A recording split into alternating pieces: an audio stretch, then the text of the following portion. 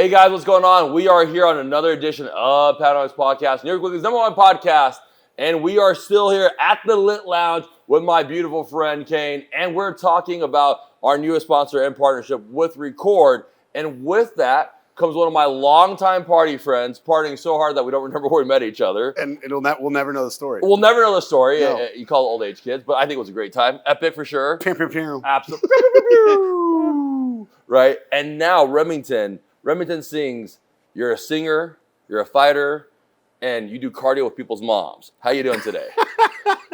Well, hey, I don't see how you would do it any other way because I'm a rotund human, and I think that's the most professional way to get it done. Rotund is a big word. Yes. But I think that means a man of many disciplines. Oh, that's it. I made that up in my head. It sounds good. Or just fat. Either way. And sexy. Definitely sexy. Look, big boys in love too. It's not a dad bod, it's a father figure. Yeah, Let's put be it that grateful way. that we're trying to act like that, like real men. That's what I'm saying. So, you're on this amazing platform, Record. You're one of the newest artists. Tell me about the platform and why you joined a company like that. Because, and I mean this, I started, and all the love to TikTok in the beginning for doing what they did. I went from this was all in the COVID times, and started with 0 followers, just like everybody else, and got to around 700,000, and they started just coming down because they started, I don't know what happened to them. So I switched over to Record because I was the enticement of they pay you for your work, and actually do, and they take care of their influencers, and then the music side, and they were like, dude, we want to sign you, we want to do work with you. So I was like, let's go. I love it. I jumped ship. Sorry. When you talk about 2020 and going through the pandemic and getting that number, and then TikTok's numbers dropping, and you jumping on a platform like Record, right? And they're paying 100%. A lot of people are initially afraid of doing that, right? New platform going from there. But you've had such a great experience with it, right? That hasn't had any fears of the previous things you were doing on TikTok, right? Right. Tell me how that was different with you and then working like a TikTok. Like, what do they do differently? Well, for every 100,000 views, they pay you $500. So it's that'll help any person with a living, especially it's 2024. And, there's a lot of people that actually care about their craft online, and, they're not being taken care of. And because, I get that the people at the top want the money, but you know what? That's what I love about Record. It's a family environment. Like it's, First Amendment, we can actually create. And so that right there is enough for me. It's amazing because you talk about your ability to say what you want. I don't think a lot of people know this. People want to stream. They want a game. They want to go online. They actually don't make as much money as they think they do. Right? And now it's different because in our age, you would have a job, and then you could maybe at that point perform or be something. And now at this age, a lot of young people just come in and try to do it on their own. But it becomes difficult because they don't want a normal job, right? They want a job where they can do it on their own time, what they want to do. And if they're not getting paid the amount they need to get paid, so these kids get paid 50%. That's before management. That's before anything else. So they're walking in 30%, 20%, which is less purse than a fighter gets. Right? And you're also a fighter. We're going to talk about that, right? That's a segment name. But when that happens, it's almost like they have no idea the way to live and push that forward, right? And so being able to get on your platform, you can show anything and do whatever you want to do on that. Is that correct? Yeah. Well, and the other thing is, it's daunting for some people they're like, I don't even want to get into it because you can't make money until you have like millions and millions of followers. And it's like, dude, imagine if you had 50,000 in a niche that you loved, but everybody came back and you're like, dude, I'm making 500 a day. Right. And you make your cool $200,000 a year, and you're like, this is what I want to do. Right. And that's to have a platform that supports those micro influencers just as much as their macro. That's something that anybody would want to be a part of. Yeah, that's really important. I like that you watch out for the whole community instead of the individual, right? Now, Remington sings. What do you sing? I sing sexy. Oh, do you bring the sexy back? Yes. Oh, you bring the sexy back. Well, it never left. But oh, shit. Hey, no. The shirt definitely says it has never fucking left. That shirt, when he walked in, I was like, yo, don't blur that shit. That's fucking hilarious. But no, Chris Cornell is my favorite singer by far. A guy that's killing it right now that I'm kind of super into, Teddy Swims, everybody knows. But grovel meets sexy. So I wanted to bring the front man back. I play guitar. So like Prince, Yes. but imagine like Prince with the Chris Cornell voice. So you have, you got the moves, you got the fun, but then, just keep it set. You want to bang to it. There it is. That's right. You want a banger, as the kids there call it is. It slaps. It slaps. Damn, we too old to say this stuff, but we know what it is. Banger, slaps. No. We're 24, remember? Yeah. At least 24. Yeah. What's crazy about that, you see this new genre. You see Jelly Roll. You see Teddy Swims. You see Post. You see this amazing soulful crossover, especially a lot of this Texas loving that's pushing out there, right? I love that. Oh my God, we just saw Post the other day, and it was so amazing. The last 4 seconds we got to see him, right? So amazing, I was like walking in and saying, like, oh shit. When you are singing these genres, do you write? Do you put it together? What gives you the inspiration to sing at the levels that you're singing at? From top to bottom, production, songwriting, engineering, playing all the instruments, that came from I was broke. And so I just decided I was going to learn all the instruments. And my mom was a professional vocal coach for Demi Lovato, Jessica Simpson, Beyonce. And I was just like, can I? And I was walking down the red carpet with Jessica Simpson at the time. And I was 15. I was a basketball player, never sung a single note. And all of a sudden, I'm going down, and this girl like yanks me. I'm like, she's like, "Can I have your autograph?" I guess she thought I was with 98 Degrees or something like that. Because I can see Nick Lachey. 100%. Yeah. And so I was like, "Yeah," and I started signing anything I could, tits, ass, whatever it was. Bleep bleep. I don't know if you have to bleep, bleep. And so my mom yanks me, and she goes, "You don't deserve that." I'm like, "Mom, I'm just trying to have some fun." And she's like, "I told you have a good voice." And so the next day, I took my first voice lesson, and it was purely for the broads, okay? Then it became kind of like an obsession of like, ooh, I really love this. I love to sing. I love to be on stage. I love to entertain. And then it went from that to then I met, fast forward some years, I met Jake and Logan Paul. I started helping them in LA when he was 18. And then that's when I got into the social media stuff, and they helped learn, they taught me.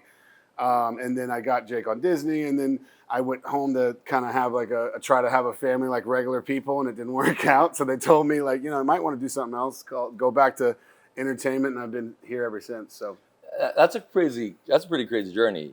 I heard the Pauls. Yeah. I heard you got to go back home. Mm-hmm. And then I heard adulting. I like the first one. The other two.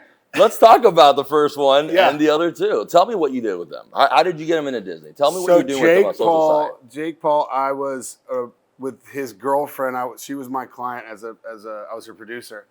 She goes, "Hey, I've got this boyfriend. He's on Vine. He's got millions of followers. He wants to learn how to motorcycle ride. He wants to do some music." And I was a professional stunter at the time, motorcycle stunter. I've done crazy shit in my life. I wanted to, everybody says, "You're suicidal." I'm like, listen, I'm just enjoying myself, all right? That's okay. That's what it is. That's right. Some people just were born with, Red Bull energy. So that's, whatever. And so I was like, what's Vine? And she's like, how do you not know what Vine was? And, I was like, oh. So I was like, that's how new I was to it. And then finally, he comes over and he's like, I was like, dude, this guy's a crazy crack up. And so I was like, listen, I'll do you music for free if you Vine me. He's like, done. So we started collaborating. We started having some fun. I had a guy named John Ferreter who is the, number 2 at William Morris, right? He quit because he was in a coma with Ryan Seacrest, Garth Brooks. These are all who he was an agent for. He went to a coma for 4 months. Ari Gold from Entourage, the real one in real life, he sued him because he took Ryan Seacrest away from him. And so he started a company called The Alternative. And he's like, you can have them, or you can have The Alternative. And so I met this cat, and I was like, hey, I got a kid named Jake Paul. He's got 4 million followers. What can you do for him? He's like, hold on. Gets on the phone, and 30 seconds later calls me up and goes, Lot A, 7B, 7 a.m. And one of the guys you see in the movies, the one phone call guy. Yeah. I've never seen it in real life. Yeah, it's an Ari Gold call. Till John Ferreter. John Ferreter, yeah. And so that was it. And he got on Bizarre and sadly, so John was like, "You're next, man. Remington, you're next. You are my next project. I'm going to blow you up." I was like, "Thank you." Right. You're right. He died. unfortunately. Shit. And rest in peace, John's a good man. And so I was like, no, that was my little kind of come up there. I mean, I've had many, but that was Jake. And so at that time, Jake was like, hey, I'll sign you to Team 10, the whole deal. And I was like, hey, hold off on that. I'm going to go try to have a baby. And I did that, and he's a wonderful kid. And it just didn't work out with the mom, which is normal these days, I guess, if you're me.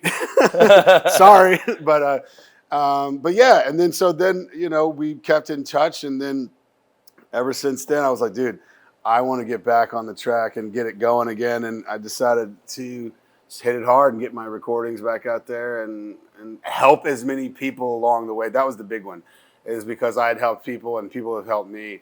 I want to use record platform to help garner and help really mentor the youth coming up as well on how to do it, and and the mentalness and what it takes to do it. Yeah, I think that's important, man, because I know when we were growing up, it wasn't like that. No. And if it was for all the wrong reasons. Right. The guys that were trying to mentor you were mentoring you to do all the wrong things. Right. So when we were growing up, our age group, right? And I remember I have a friend that I just talked the other day, supposed to be here, and he was 12. And I remember telling me a story. He says, you know how we became friends? I said, I have no fucking idea how we became friends, right? Because he's a cool kid, right? His dad was, his brother was in the gang, and I'm just the little Chinese kid in El Paso, right? Like the only one in the world that's there, right? It's Mexican or Chinese. Yeah, it's Mexican, and then it's just me. And I'm from Taiwan. I couldn't even say Chinese. Yeah. Like Thailand, I'm like, fuck it, whatever you want to call me, right? But what happened was, I remember he told me, he said, he had just told me the story. He goes, I remember walking by. You had just moved over here. You were walking by in school, and I remember you with your parents, and you were crying. And you were crying because people were picking on you because of your race. And they were picking on you because you didn't want to be there. And I actually don't even remember this. This was kind of the crazy part about it. And he's like, I remember your mom and your dad just trying to console you. I remember walking by and seeing you. And then he walked up to this guy who ironically ended up becomes my friend, which is how it always works out, right? And this is the kid who used to pick on me or whatever. Yep. And he said, D, if you fuck with David one more time, I'm going to fuck you up. This guy's 12. I have no idea this is happening.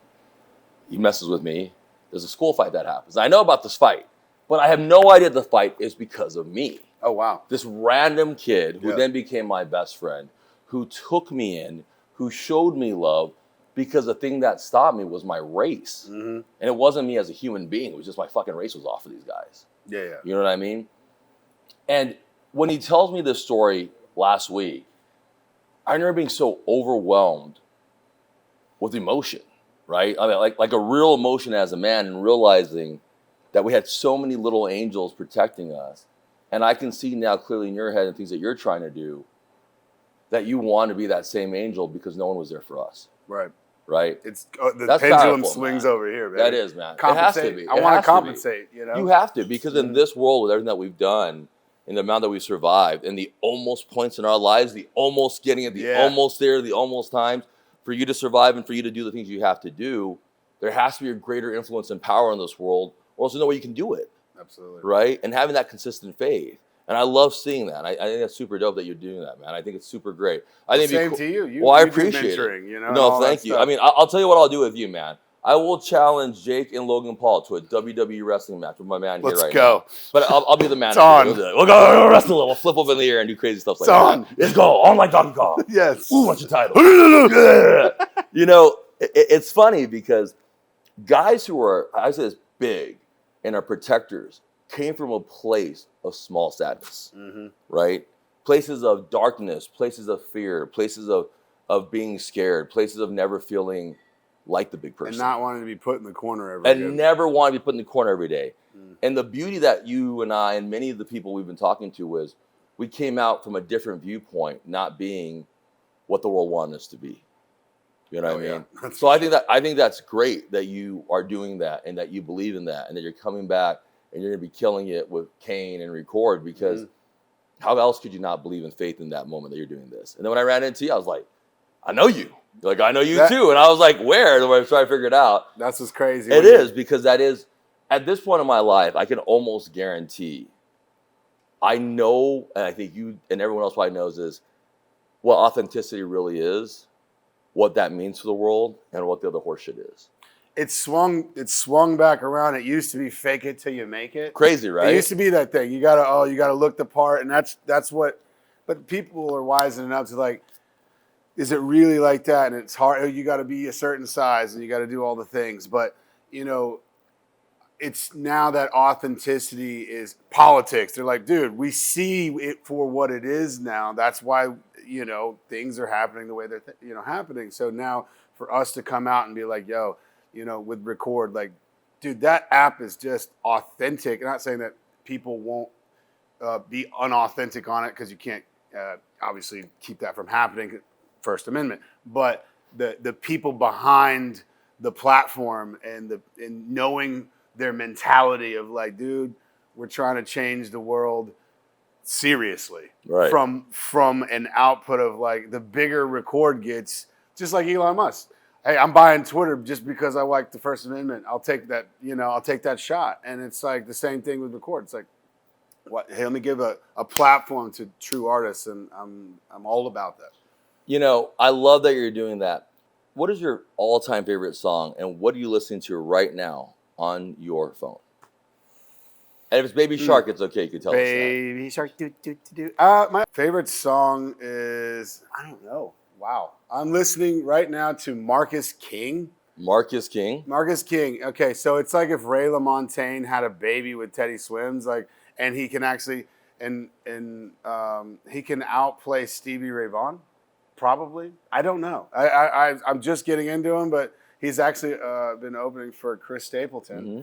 And I had a couple of friends of mine to go, I'm just going there to see Marcus King. So, type in Alive, it's Rita Is Gone. Right. And dude, from start to finish, you're just like, oh, music again, thank you. So yeah, there's one. That's amazing, man. Who else do you find in your arsenal right now that you really enjoy as a crossover artist and that you see a bright future with?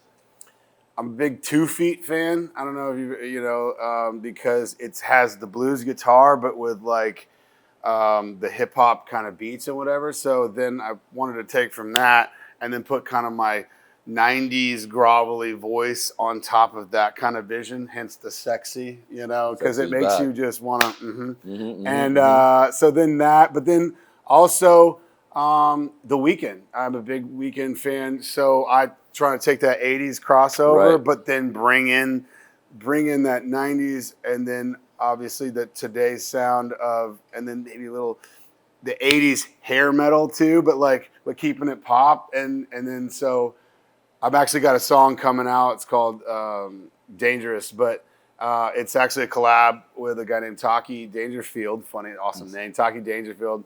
So you have that, he's a black guy and I'm half Latin, and so it's like this melding of like we're talking about the same girl and we're doing it. So it's like, again, that's what it is. That's what the music should do, is keep us all together. Talking about race, it's like musicians don't. We're so around, everyone else. Like we don't even see race anymore. It's the perpetuating. Stupid people or good people. That's it. It's the politics that perpetuate that whole novel. Of course. So we're sitting there going, wait. So now it makes me want to drive it down. The collaborations are where it's at, and I'm all about that. Now, what's your favorite hook from your song? On the Dangerous? Yeah. It's like, dangerous, this girl is dangerous. Damn, like that. You are the next American Idol. Golden butter this shit. Let's go. That was amazing, man. Yeah, thank you. That's really, really amazing. The way you did it, you felt it, and on the spot, man. I can't wait to hear you sing, bro. He's going to be my new DJ. Dude, I got my DJ. It's the Chino guy over there. I'm the other one. I'm the bodyguard for the Chino, man. But that's crazy. It's crazy. His hands are already up. Dude, it's amazing. I love that you're doing that. When is the song coming out? When is the album coming out? I'm shooting for summer because I'm working as fast as I can, and I'm dropping it as fast as I can. Good. So this summer we can all just, crank out the boats on the lake and hit it. We're in, dude. Mm-hmm. We're in, man. I appreciate it. Now, where can everyone follow you on social media? Remington Sings. So just my name, Remington, and Sings. Is it one M or two M's for our guys? One M. See, that's important because I know you'll be two M's. Like, oh, we didn't put it right. There's one M. One M. Remington Sings, all one word. Amazing. For Remington Sings, David Chen, and the whole entire Panoramix crew, thank you for coming out today. We'll see you guys next time. Be safe. Back to you. Let's go.